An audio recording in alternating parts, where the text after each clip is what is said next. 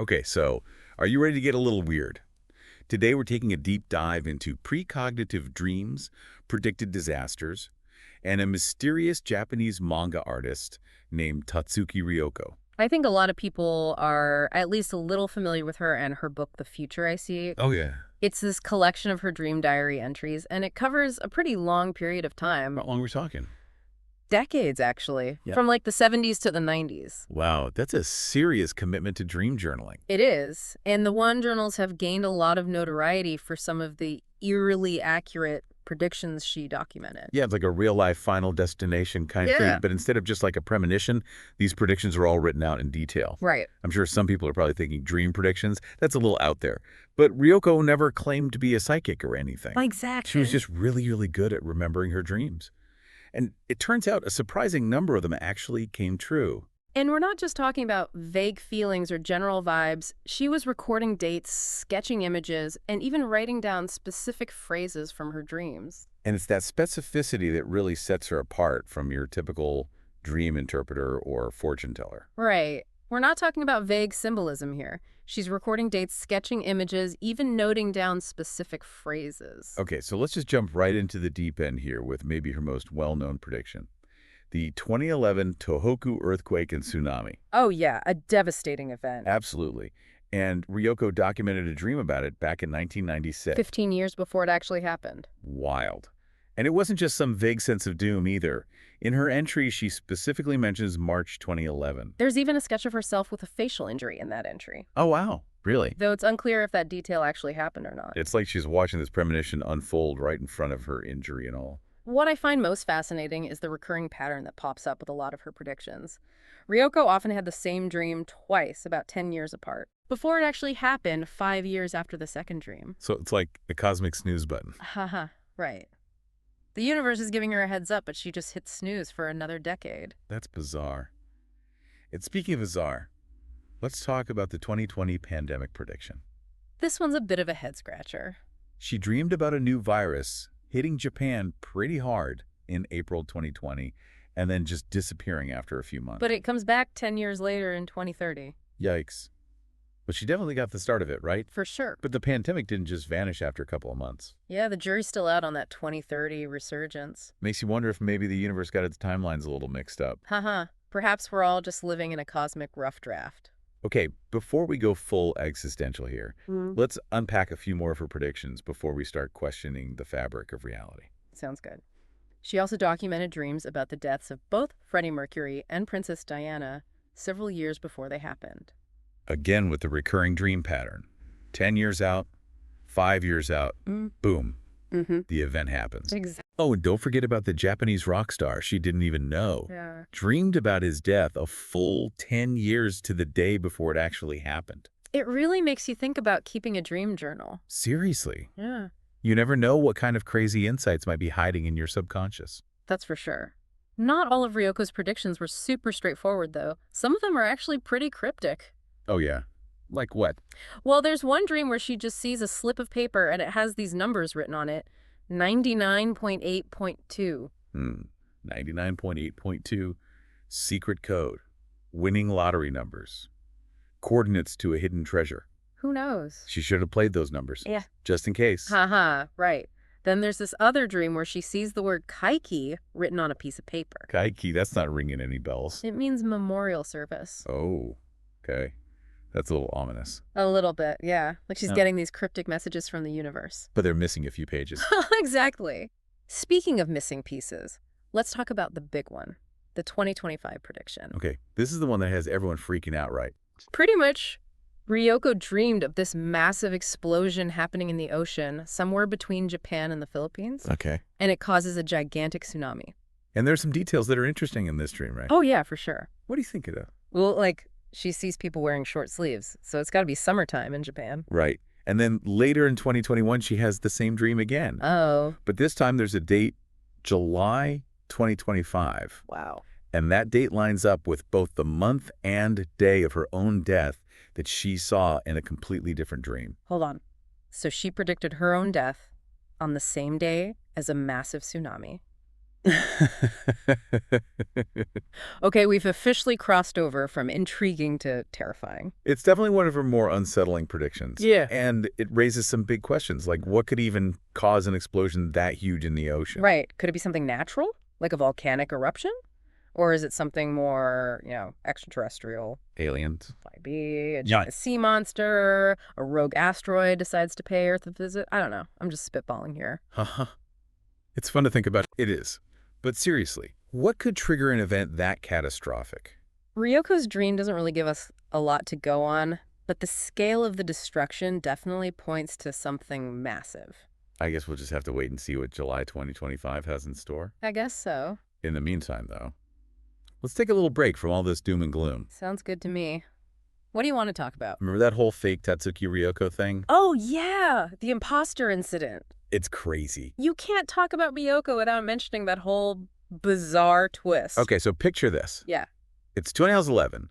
Ryoko's book is getting more and more popular. Right. And all of a sudden, this Twitter account pops up, claiming to be her, starts answering questions from fans, interacting with people, the whole 9 yards. And then a publisher contacts this account about a new book deal. No way. Yeah, they had no idea they were talking to a fake Ryoko. Until the real Ryoko finds out about it. Who famously avoids all technology, by the way. It's like a classic case of internet shenanigans. But with a Ryoko twist. Right?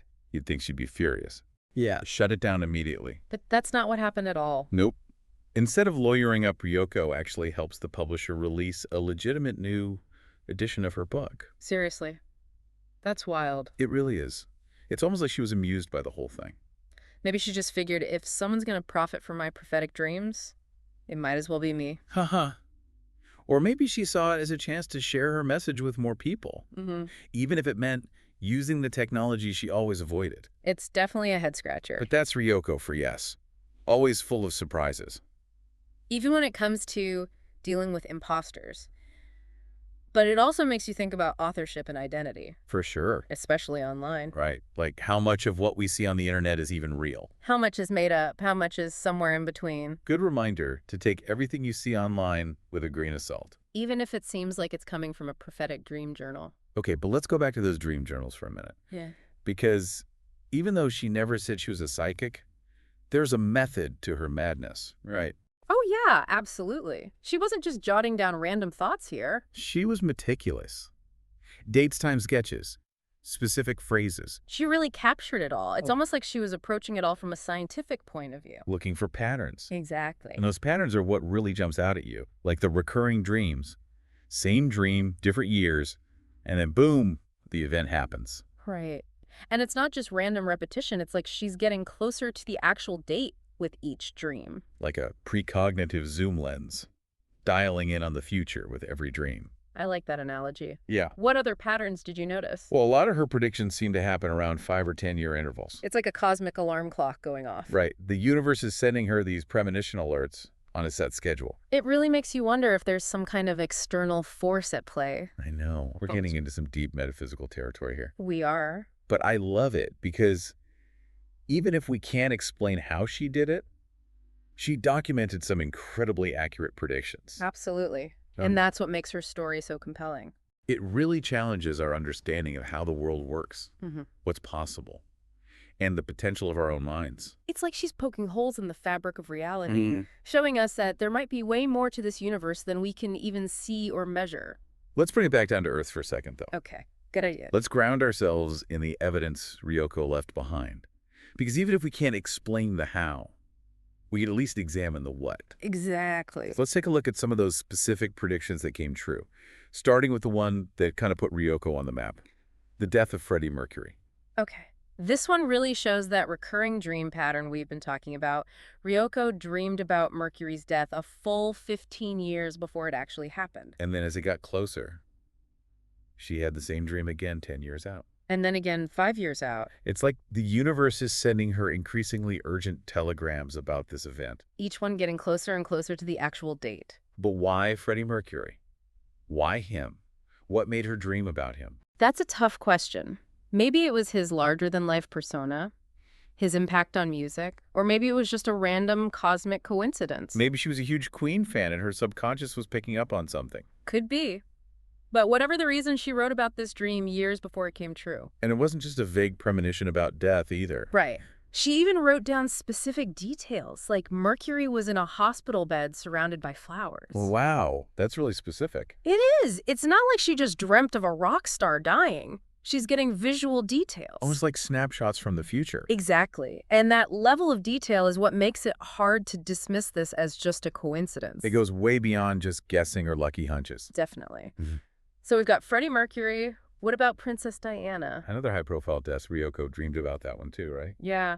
5 years before Diana's car crash, Ryoko documented a dream about her death. Okay. And the most striking part is she dreamed about it on the same exact date as the actual event, August 31st. Wait. She dreamed about Princess Diana dying on August 31st. And then 5 years later, on August 31st, it happened.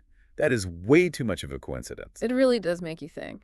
But then there's the Japanese rock star that she'd never even heard of. Yeah, that one throws a wrench into things. Because it challenges the idea that Ryoko's dreams were based on her own knowledge or biases. Exact. Like, she didn't even know this musician, had never heard his music, never seen him, but somehow she dreamt about his death 10 years before that happened. And she included specific details.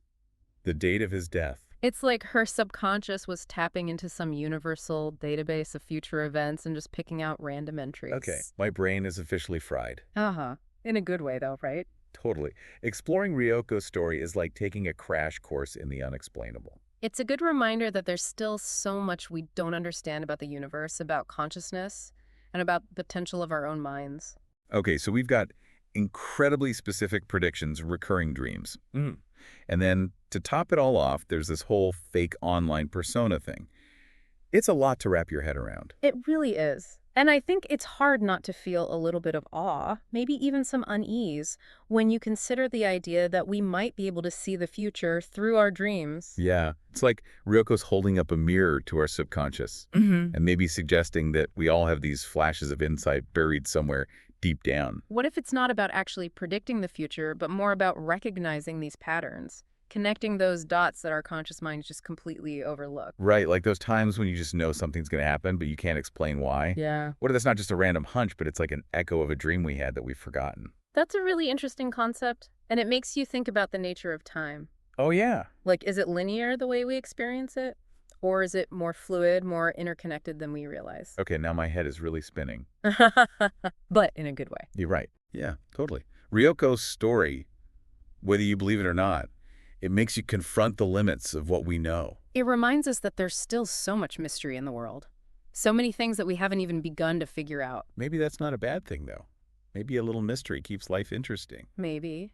But then it also makes you ask, if we can tap into this ability to see the future, what does that mean for our choices, for our free will? Whoa. Yeah. Are we just puppets playing out some pre-written script? Or can we change things even if we've already dreamed that they're going to happen? It's a big question, and Ryoko's story doesn't really give us the answer. Maybe it's not about finding all the answers, though. You think? Yeah, maybe it's about accepting what we don't know, embracing the mystery of it all. Maybe the real takeaway here is to just pay more attention to our dreams, to those little glimpses into our subconscious. Who knows what we might discover if we just take a moment to really listen. Exactly. So what do you think? Dream journals for everyone. I'm down. You never know what might be hiding in your own mind. And hey, if you happen to dream about those winning lottery numbers, you know who to call. Haha, absolutely. Until then, keep dreaming, keep questioning, and keep exploring the edges of what's possible. Because like we've learned from Tatsuki Ryoko, the universe is full of surprises. And sometimes the most incredible truths are hiding in the most unexpected places.